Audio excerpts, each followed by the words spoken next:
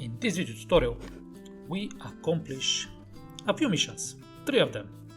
First, we go for the hydroelectric dam, where we must push on the lever and this will release a water unit, and from this water unit will produce an energy unit. It's quite an interesting mission model and it's very fun to work with.